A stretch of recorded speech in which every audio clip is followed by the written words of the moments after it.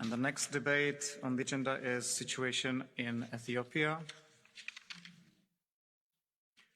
I will give the floor to the authors first, and we start with Mr. Berg. 1 minute, please. Herr Präsident, vielen Dank.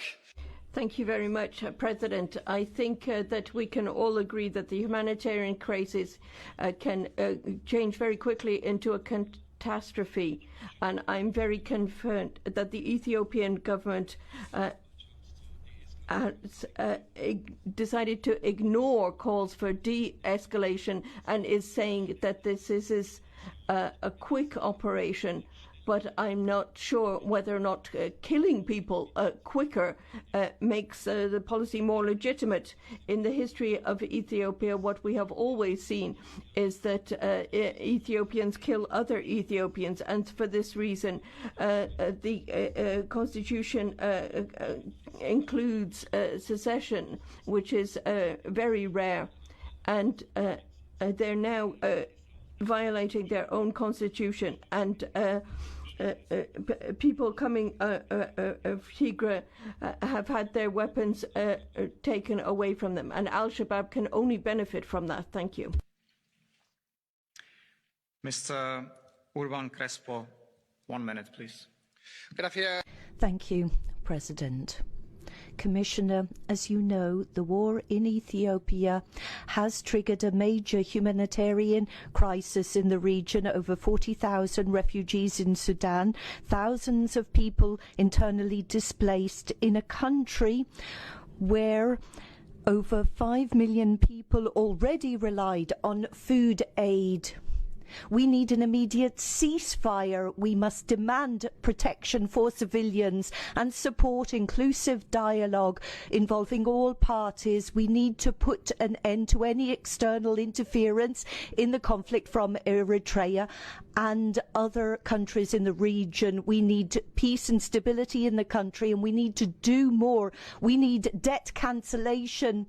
We should not have humanitarian aid conditional upon migration controls. Peace and stability can only be achieved when you have full respect for economic freedoms, social freedoms, civil freedoms, and that means that we need to put an end to poverty and inequality in Ethiopia. Thank you. Mr. Zorrinho, 2 minutes, please.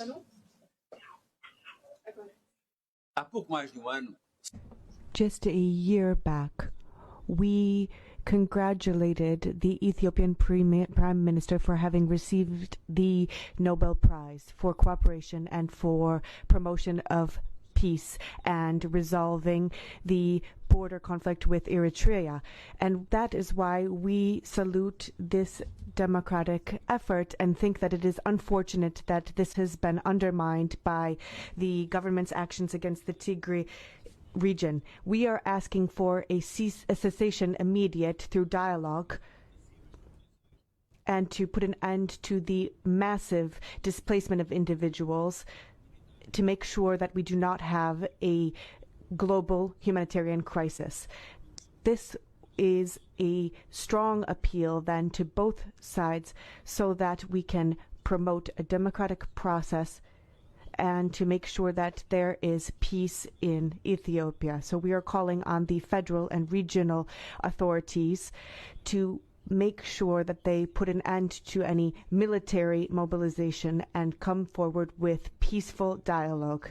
The European Union and its member states should deploy all efforts together to assist those regional and central government authorities to protect those who are at risk and to make sure that the humanitarian efforts are bolstered.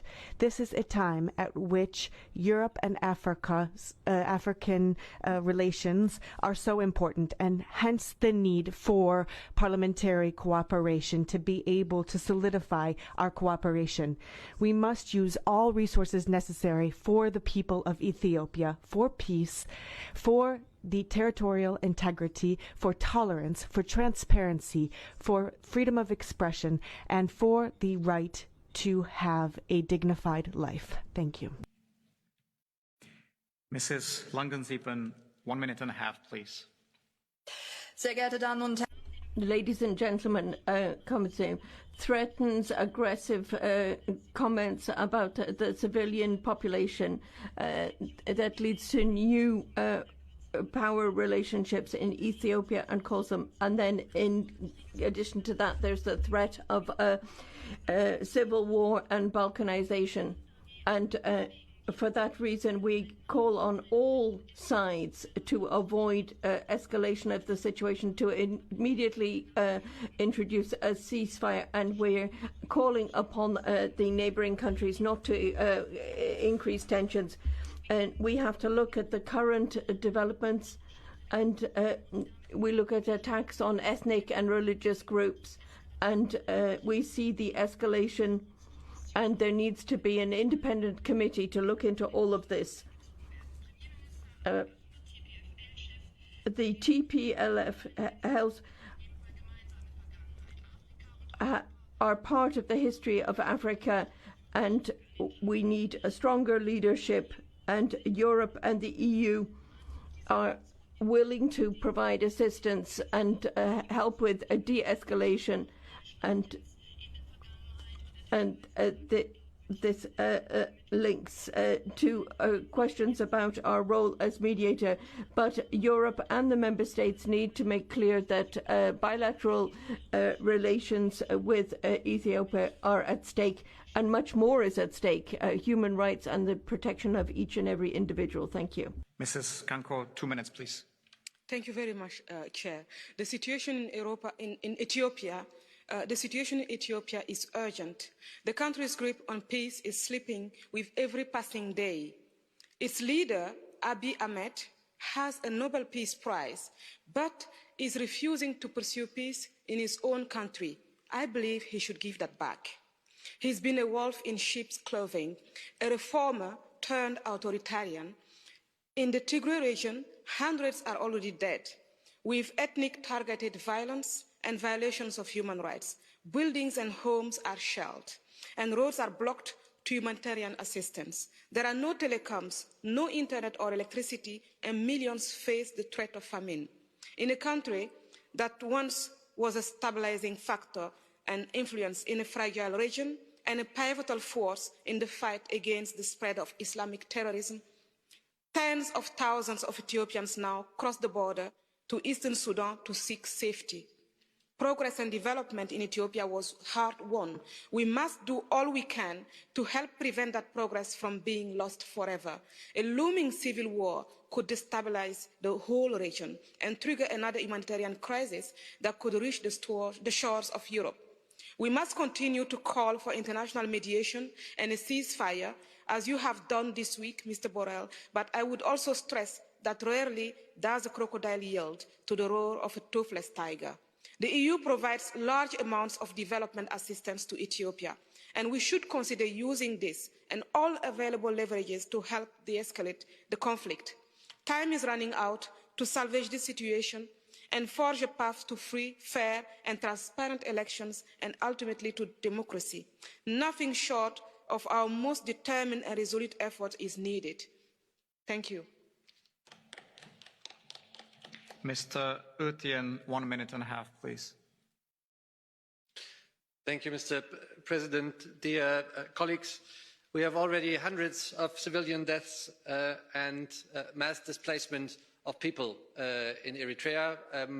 It has already been said that there are more than 40,000 people that have crossed the border to Sudan, to the southern part of Sudan, destabilizing even more the fragile situation in Sudan.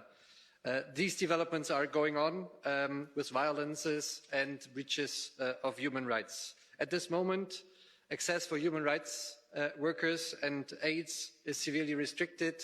Those organizations can even not go into those regions to help the people.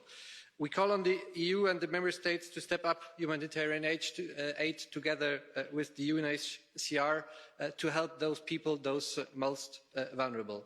At the same time, we have a communication and electricity blackout, which has already been said by Ms. Kanko in the Tigray region, which is very worrying, and we call on the federal government to restore this situation, to have access to communication and electricity for the civil population in this region. We support the efforts to the mediation proposed by the African Union and call on the European Union to step up its effort to use all diplomatic means in order to have a ceasefire, in order to protect the civilians in Ethiopia. Thank you.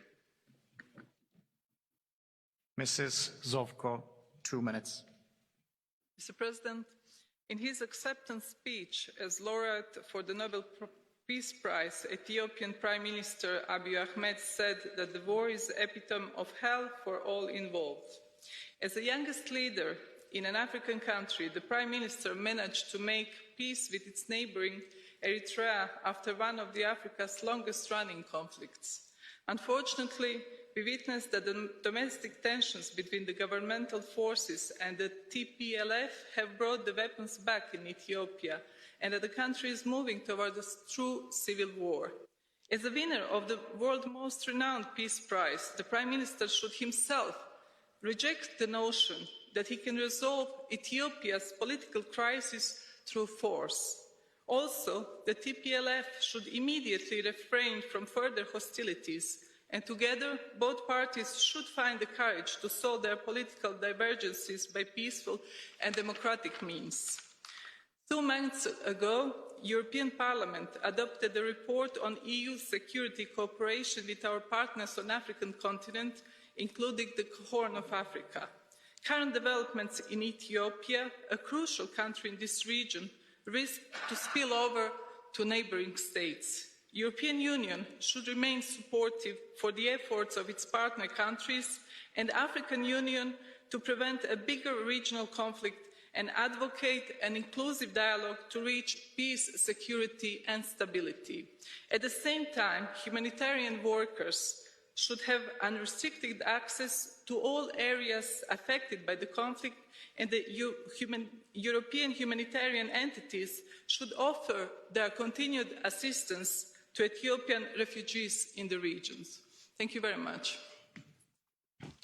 Thank you. Now we follow with speeches on behalf of political groups. We start with the EPP. Mr. Kelly, 1 minute, please.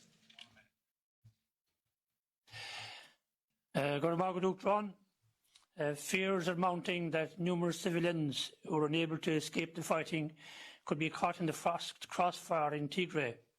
I, like many in this House, am deeply concerned about the risk of violence against civilians, including potential war crimes, in the fighting around Mekelle. Reports of unimaginable atrocious crimes committed against civilians for no reason other than their ethnicity is heartbreaking and needs to stop. I join the growing calls for mediation to halt the conflict that threatens to destabilise the sward of East Africa. Hundreds, possibly thousands of people have died so far, and many more forced to flee their homes. This needs to stop. Peace and dialogue must be the victor in this conflict, and the international community must do everything it can to ensure this happens. I am very pleased that the European Parliament is loud in calling for this action here this morning. The sooner it happens, the better.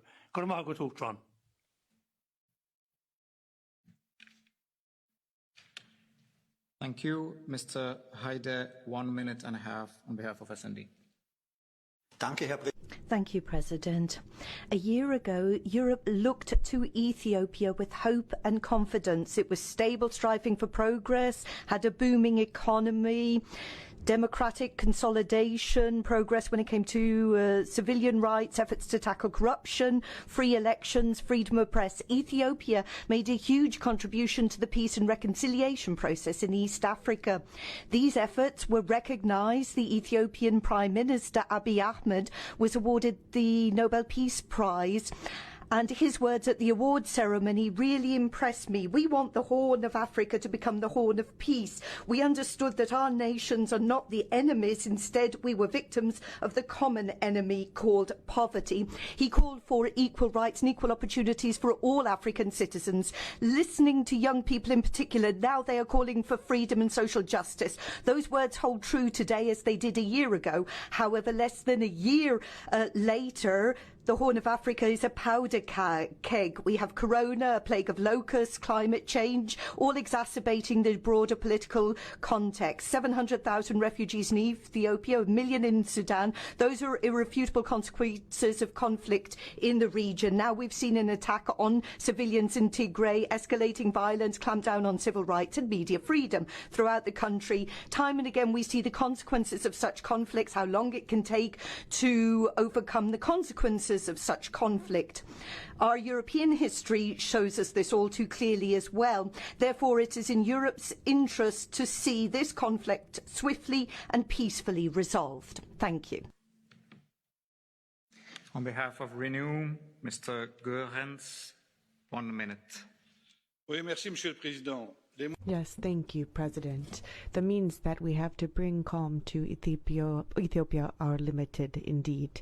So we are calling for reason, a ceasefire, an immediate one, tentatives to mediate, as well as setting up of monitoring are desirable outcomes. This would be a succession of reactions, but that are not necessarily original in nature. Here we have a conflict that is a domestic one. So the primary stakeholders are the authorities of that state itself. The second external state that would be organized to intervene would be the African Union, which was established for the very purpose of coming up with solutions for this type of a conflict. The EU has a toolbox that includes a number of different devices, but could have a role, but it would be a limited one. And I would like to ask the Commissioner to speak to his colleague and to the EEAS, and that we would like to have a debate on the subject in the Development Committee on the suspension mechanism that could be used in the case that the crisis might be protracted. Thank you. Mr. Czarniecki, 1 minute and a half on behalf of ECR. Panie Przewodniczący. President, ladies and gentlemen, Ethiopia is a different country for us Europeans because it is the oldest Christian country in Africa and also a former colony of one of the member states of the European Union. And I think that if only for those reasons, we should have very close relations with this country. We need to have dialogue with the president of this country because our influence is in fact limited to the pressure that we can put on the Ethiopian government. And it is important to recall that the killing of civilians by military personnel is a war crime. And we also need to be pragmatic, fighting against autonomous tendencies.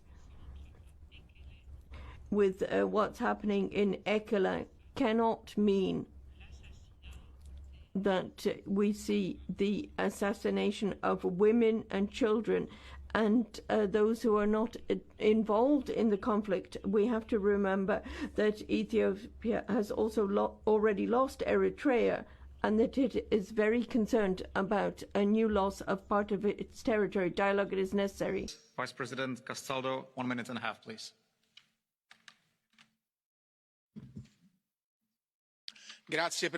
Thank you, President. Dear colleagues, the brutal conflict that is currently taking place in Ethiopia and has been for 3 weeks now is not coming to a solution, neither military nor diplomatic. On the contrary, what we are seeing is that tension is escalating, and that could have dramatic impacts. Now, just a few hours back, Prime Minister Abiy made announcements that could make a bloodbath possible, and that would only escalate hostilities. We can see that the conflict seems that it's going to be an existential conflict between the regional government and the central government, with no pity, and the local authorities have made a call for the local populations to fight to the end against an illegitimate central government. Now, considering this and what is taking place on both sides, there is really a risk of a new war that would be characterized by brute force and brutality. Some 600,000 people who are armed, and this is an episode that could result in a war crime. This could be a humanitarian catastrophe, and we see that this country has had ethnic tension that has never been resolved, and this country is so important for the stability in the region, and that is why we need to have more involvement with dialogue between our High Representative for the Horn of Africa as well as with the African Union in Addis, and to bring an end to this conflict that would, with a resolution that would guarantee stability in this area. We must use all of our foreign and common security instruments before someone else avails of this vacuum that exists. Thank you. Mrs. Insir, 1 minute.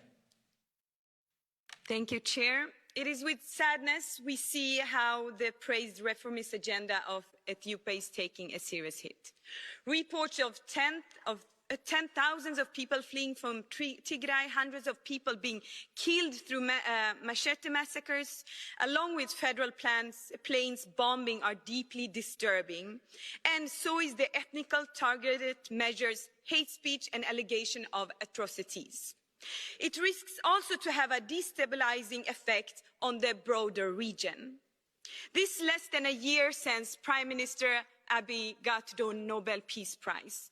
Nobel Peace Prize doesn't mean that one can start acting in contrary after receiving it. Both sides need to immediately end the violence and contribute to a peaceful solution. And international observers must be able to access Tigray region. It is a war crime to target civilians. Only solution forward is dialogue, including all the relevant actors. It is imperative that the country returns to the path towards a democratic and prosperous future, and the respect of human rights and are upheld and included the rule of law is the key. Thank you. Mr. Stefanuta, 1 minute. Thank you, Chair. Prime Minister Abiy Ahmed, if you're watching this, if your people are watching this, in a multi-ethnic state, no one should be allowed to have the upper hand. Ethiopia cannot be allowed to descend into a Yugoslav-type conflict. That is not the soul of your country. Mr. Abiy, you achieved a lot. You slashed corruption. You achieved for more democratic openness. But you have no excuse for driving 4,000 people a day across the border to Sudan. No excuse for not sitting at the table of the African Union and of the United Nations and not listening to the EU, for not allowing for humanitarian aid into Tigray, for not protecting people enough so that they have to flee Addis if on their ID happens to be the wrong ethnicity. The longer blood flows, the harder it is for peace to triumph. There is a point in a war where it is easier for people to revenge than to listen. Mr. Abiy, my colleagues, Mrs. Zovka, reminded you of what you said last year. Let's step back from this ugly place. The European Union is here to help. Let's bring back construction. Let's bring back peace.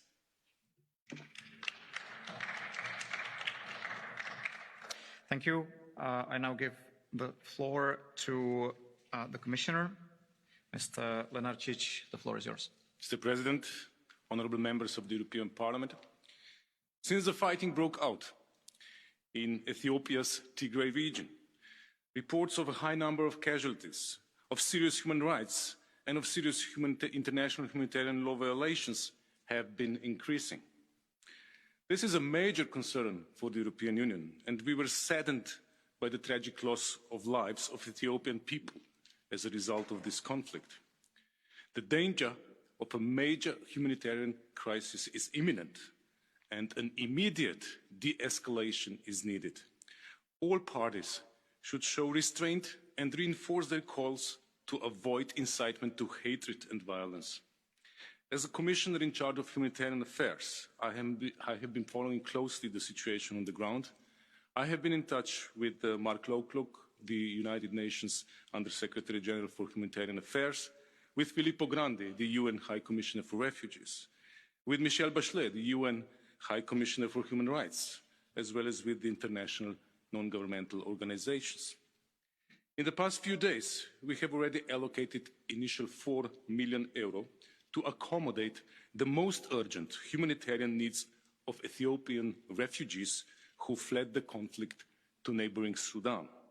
Sudan is already hosting a substantial number of refugees and internally displaced persons, and it is facing a considerable challenge with any new influx of people in need. I will visit Sudan next week to show solidarity with the Sudanese government that supports the Ethiopian refugees and to meet refugees themselves.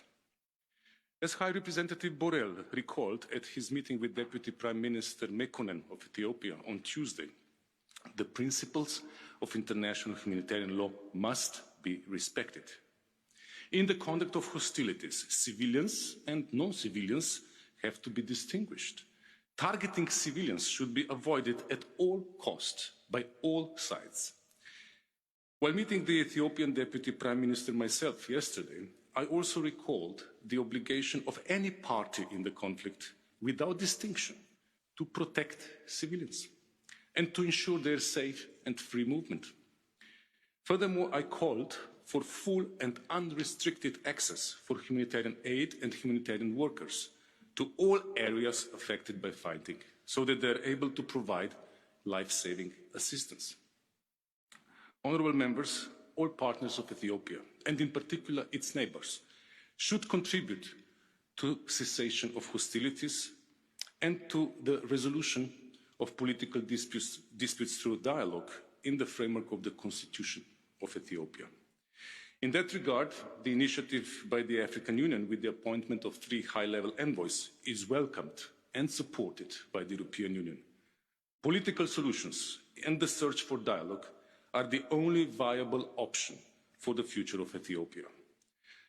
The conflict has further increased inter-ethnic tensions, with reports of ethnically targeted measures, ethnic profiling and discrimination, hate speech and atrocities occurring. Jointly with High Representative Borrell, we expressed our deep concerns regarding these allegations. It is imperative that human rights are respected and that where abuses have occurred, they are investigated and those responsible held accountable. In conclusion, in line with the messages passed to the Deputy Prime Minister Mekkonen, we expect the Ethiopian government to show restraint and to avoid further escalation. Not to apply ethnic targeted violence or measures. This is a very sensitive issue for the European Union. We hold Prime Minister to his word that the government is making a distinction between the Tigrayan people and the Tigrayan People's Liberation Front. However, we have reports about blanket measures on the basis of ethnicity. Furthermore, we expect the government to allow unimpeded humanitarian access and to take all necessary measures to protect civilians, to ensure free access for media, and finally, and very importantly, to look for a political solution, a dialogue, a cessation of hostilities without delay. We encourage them to work with the African Union high-level envoys in this respect. Thank you. Thank you, Commissioner. The debate is closed. The vote will be held today. The next